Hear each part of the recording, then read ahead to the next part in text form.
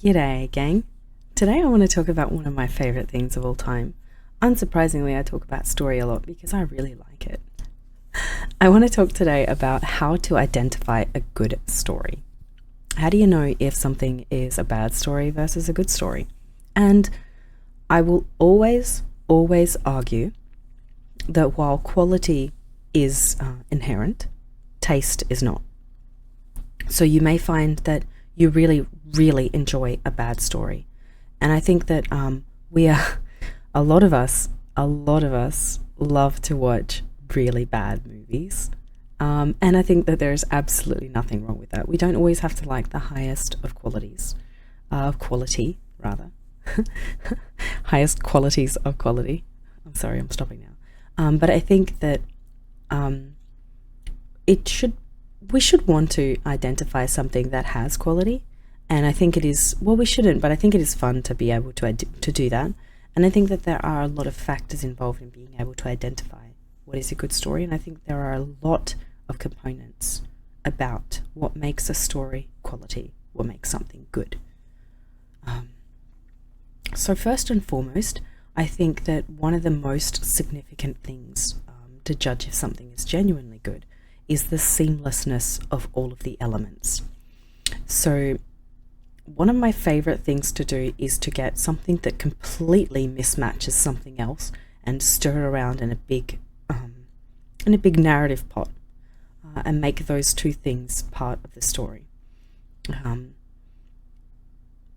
But making sure that they go together seamlessly, making sure that those things work together is part of the magic of storytelling. That is incredibly significant. You have like a story that has these two completely opposing parts that just work beautifully. I think that is one of the really telling elements of a fantastic story. And I think that was one of the, I always go back to video games because it's so easy.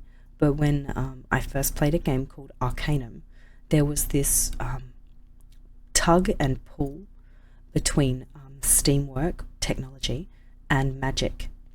And it was really fun to have like these two elements that are actively working against each other in the setting and have them just be so wonderfully implemented in the story. And that's more of a example of two things that are working against each other in the story but are doing so seamlessly. But you have numerous examples of that, so making all of these elements fit together beautifully, I think is a real key to one of the pillars of success of making a good story. One of the other pillars of success, which I'm really excited to do a video about in a couple of days, is motivation.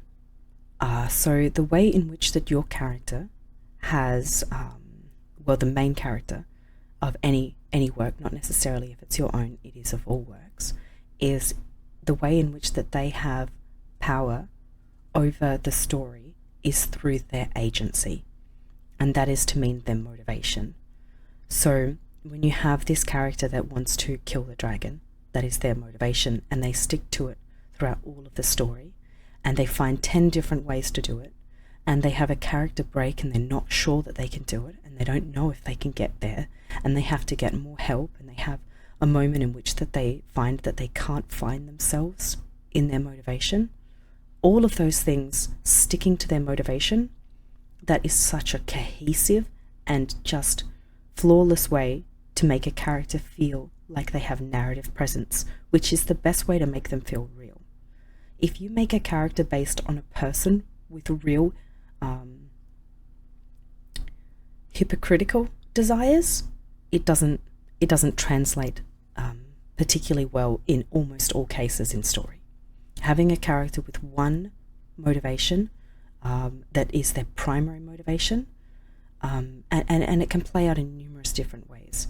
Say that the character wants to kill the dragon, and that is their primary motivation, and they can have 5 other motivations for why they want to do that. It killed their village, and if they kill the dragon, they prove themselves. Then they can get the scales that the dragon has, which will then make them be able to buy repairs for the village. You can have filtering motivations and numerous more motivations, but ultimately they have one goal, and that is their narrative significance. That is the power that they have over the story. And that's why you get so many side characters that just have no narrative presence, and you as the enjoyer of that particular medium, again, any medium, games, movies, TV, books, whatever it be, you will feel that that side character is completely useless, and you will question, why are they in the story? Are they just a narrative device for the main character to bounce ideas off of? Because they don't have any narrative goals. They don't have any motivation. So they have no agency on the story whatsoever. So if you have all of those pieces working really beautifully and in synergy, no matter what those pieces are, even if you don't like them, even if they're not your particular cup of tea, you will be more inclined to like them because you'll be more inclined to like the story because of how well they all work together. So synergy, massive way to tell if a story is high quality. Motivation, massive way to tell if a story has good quality. And I think too, there is a thing that you do as an author where you go over every paragraph of text, every sentence of text, every word, and you say, does this propel the narrative? And you go over it with an incredibly fine-tooth comb. And if you find a character that doesn't provide significant, that doesn't provide anything to the narrative, delete them. If you find a city that doesn't provide anything to the narrative, delete it. If you find a quest arc that doesn't provide anything to the narrative, delete it. Because motivation is really essential. And so having those two things work really well together is fantastic. And having characters of substance is really important. And again, this is another cheat code, is to go back to their motivations. Person wants to kill the dragon, and they already have substance. I have no personality. I've given you 0 personality. But this person had their village burned down by this dragon. They lost everything, and they're trying to find a way to prove that, they're carrying all of the people that they had lost on their back. They're wanting to go kill this dragon to prove that their village has merit, that they have merit. They want to rebuild their village. That's 0 personality. That is only motivation. That I've just said all of that. And then you can also say, you can put personality on top of that. Like to say that they're actually a really cowardly person. So they're trying to get other people to do the work for them. Stories that start with motivation write themselves. And then all of these pieces working together really well. And then you have conflict within your group is always a really good way to tell quality, because people don't, if there's a group that works together with 0 conflict, 0 issue, it's such a red flag to me, because people don't operate that way. Even people who love each other occasionally say, occasionally get mad at each other.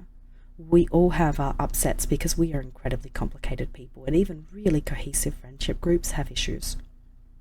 So having this character with this solid motivation in this beautiful seamless setting where all the pieces work together and have all these people just skipping and holding hands towards their goal, it's almost never the case that you don't want conflict in your main group.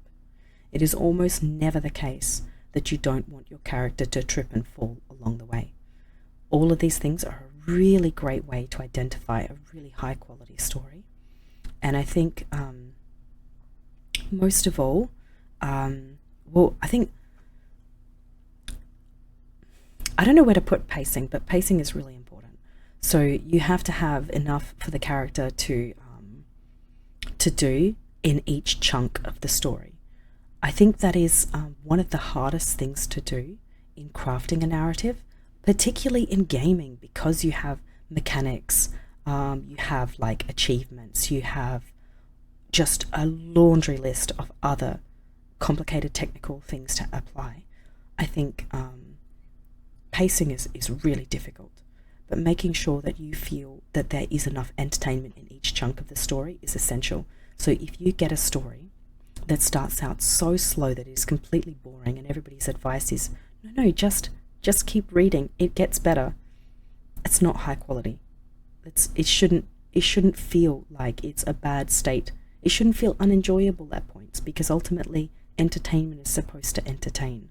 So, and I myself have had to read through some of my own work and say, yep, I failed here because this is not entertaining. And that is ultimately the goal.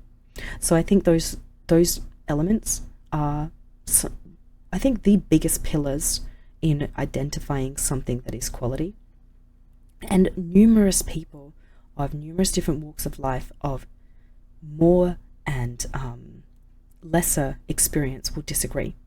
So there will always be, this is, I think, a particularly fun topic because of how easy it is to disagree with quality, because we all have different definitions of what we enjoy, and we attribute what we like as quality, because everybody wants to think that what they like is quality. But I think that we should kind of try to detach from that, because we shouldn't have to love, like, not everything we love should be quality. There are a lot of things that I enjoy that I will very openly admit are not quality, and I think we should all do that.